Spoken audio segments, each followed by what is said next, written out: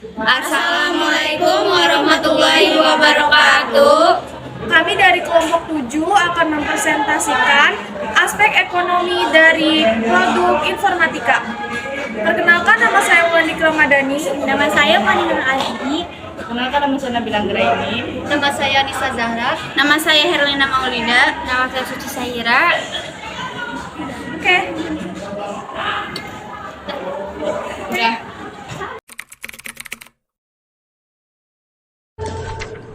Pengertian handphone. Sejarah terciptanya telepon genggam pertama kali ditemukan pada tahun 1972 sampai 1973 oleh seorang veteran asal Amerika Serikat, yaitu Martin Marty Cooper atau biasa dikenal dengan Martin Cooper. Cooper bersama timnya menghadapi tantangan bagaimana memasukkan semua material elektronik ke dalam alat yang berukuran kecil tersebut untuk pertama kalinya. Namun akhirnya sebuah telepon genggam pertama berhasil diselesaikan dengan total bobot sebesar 2G. 1G merupakan generasi jaringan telepon genggam pertama yang dibuat. Tokoh lain diketahui sangat berjasa adalah dunia komunikasi seluler adalah Amos E. Joel Jr. Amos E. Joel Jr. membuat sistem penyambung switching telepon genggam dari satu wilayah sel ke wilayah sel yang lain. Switching ini harus bekerja ketika pengguna telepon genggam bergerak atau berpindah dari satu sel ke sel lain, sehingga pembicara tidak terputus. Karena kemampuan Amos E. Joel inilah pengguna telepon genggam menjadi nyaman.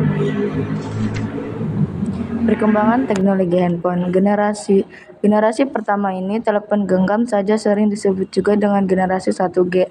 Telepon genggam generasi ini bisa dibilang bersifat analog, sedangkan panjang dari handphone sekitar 10 inci atau 25 cm.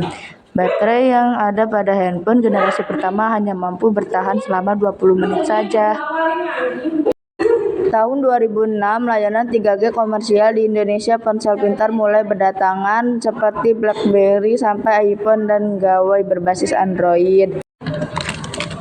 Generasi 2. Teknologi yang semakin maju membuat telepon genggam generasi ini semakin canggih. Kecanggihan itu terlihat pada penggunaan chip pada telepon genggam dan menggunakan teknologi 2G. Pada saat itu negara Amerika Serikat sudah menggunakan teknologi CDMA, sementara itu di Eropa menggunakan teknologi GSM. Sekitar tahun 2000, awal perkembangan teknologi memunculkan inovasi seperti Nokia Communicator dan PDA. Tahun 2006, layanan 3G komersial di Indonesia. Ponsel pintar mulai berdatangan seperti BlackBerry sampai iPhone dan gawai berbasis Android. Tahun 2014, teknologi 4G LTE beroperasi di Indonesia. Internet dan video call yang mulai berkembang saat 3G menjadi lebih terjangkau dan cakupannya semakin luas. Tahun 2021, jaringan 5G digelar, teknologi komunikasi yang kemungkinan pengiriman data lebih cepat dan kapasitas lebih besar. Jenis-jenis handphone: 1. iOS Apple, 2. Android, 3. OS BlackBerry, 4. Windows Telepon, 5. Bada, 6. OS Symbian. Bisnis jual beli handphone. Berikut langkah-langkah bisnis jual beli handphone. 1. Pengetahuan tentang ponsel baik baru maupun bekas yang laku di pasaran. 2. Kemampuan melihat tren ponsel dan keinginan konsumen. 3. Modal uang digunakan untuk membeli stok barang, yaitu ponsel serta aksesoris dan peralatannya. 4. Untuk display besar, dana yang Anda keluarkan pasti akan besar pula. Sementara itu, untuk pasar kecil, Anda tidak perlu membeli terlalu banyak cadangan ponsel sesuai dengan kemampuan penjualnya. Sejarah videografi diawali dengan ditemukannya kamera fotografi dan film siluloid pada abad ke-16. Penemuan ini dari kotak kayu. Pada bagian kotak tersebut terdapat lensa obscure. Lensa tersebut menjadi lubang kecil yang berada di tengah kotak atau sebagai senter. Sejarah videografi berlanjut dengan semakin berkembangnya dunia telekomunikasi.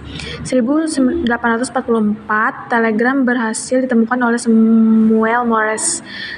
1876 ditemukan sebuah alat komunikasi yang kita kenal dengan telepon.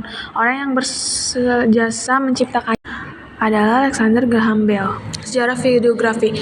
1880, Heinrich berhasil menemukan gelombang elektromagnetik. Paul Nicoll telah berhasil menemukan TV mekanik pada tahun 1884. 1894 awal mula film bioskop diputar dan disaksikan beramai-ramai oleh masyarakat. Guglielmo Marconi berhasil membuat pesan melalui radio pada tahun 1896. 1912, Lydie Flores berhasil membuat vacuum tube KDKA memperkenalkan radio siaran di Fitchburg pada tahun 1920.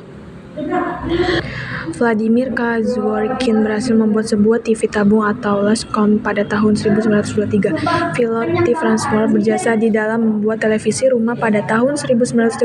Di tahun 1933, RCA mulai mendokumentasikan siaran televisi di Amerika. Jenis-jenis videografi. 1. Videografi komunikasi visual. 2. Video jurnalistik. 3. Video biografi. 4. Video training. 5. Video dokumentasi acara. 6. Video dokumenter. 7. Video tutorial. 8. Video promosi. Bisnis videografi. 1. Bisnis videografi bukanlah model bisnis yang murah. Perlu modal yang tidak sedikit untuk memulai bisnis ini. 2. Jenis bisnis videografi bermacam-macam. Contohnya wedding, pembuatan company, profil, promosi produk, dan lain-lain. 3. Trik marketing. Ada 2 tipe marketing untuk saat ini, yaitu online dan offline. Kedua tipe ini memiliki keunggulan dan kekurangan masing-masing. 4. Analisis kompetisi. Anda wajib menganalisis kompetisi atau persaingan dengan cara membuat tabel kompetisi seperti apa kelebihan dan kekurangan kompetitor. 5. Persaingan harga. Jangan sampai Anda mematok harga terlalu rendah. Ini akan membuat Anda blunder dan bahkan akan mematikan pasar. Contoh lisensi gratis: VLC, Mediafire, Skippy, LibreOffice, Microsoft Edge, Google Chrome, Mozilla, Firefox, dan lain sebagainya. Pengertian lisensi gratis. Lisensi gratis atau perangkat lunak gratis adalah perangkat lunak, biasanya milik perorangan dan dilindungi hak cipta, yang didistribusikan ke pengguna akhir secara cuma-cuma dan tidak memungut bayaran apapun. Hukum memperjual atau membelikan perangkat bajakan. Dalam undang-undang tersebut, pasal 10 dan pasal 114 menyebutkan pihak pengelola suatu perbelanjaan bisa saja dijerat pasal pelanggaran hak intelektual tersebut apabila membiarkan pedagangnya menjual produk bajakan. Tidak tanggung-tanggung apabila terbukti bersalah, pengelola gedung pertokoan dan emal yang lalai akan dipidana dengan hukuman denda hingga Rp100 juta atau 4 tahun penjara. Profesi di bidang informatika. Pengertian profesi di bidang informatika. Profesi di bidang informatika ini adalah garda terdepan yang bertugas untuk menguji, membangun, menginstal, memperbaiki, atau memelihara perangkat keras dan perangkat lunak yang terkait dengan sistem komputer yang kompleks di satu atau lebih lokasi. Profesi di bidang informatika. 1. Programmer. Bertanggung jawab untuk menulis, membuat, memprogram, dan mengembangkan coding sistem aplikasi maupun software. 2. Data scientist dan data analyst. Untuk dua profesi ini kurang lebih job desk-nya cukup mirip, yaitu bertanggung jawab dalam mengumpulkan, mengekstrak data mentah dengan algoritma machine learning agar bisa menjadi informasi berharga untuk pengambilan keputusan perusahaan dalam situasi di waktu mendatang adalah gambaran mengenai tanggung jawab dari seorang data scientist dan data analyst. 3. Cyber Security Analyst. Bertanggung jawab untuk menjaga infrastruktur IT perusahaan, memantau jaringan sistem data informasi digital, mendeteksi adanya ancaman keamanan seperti pencurian data, peretasan, malware, lalu menganalisis, menilai ancaman hingga memberikan solusinya.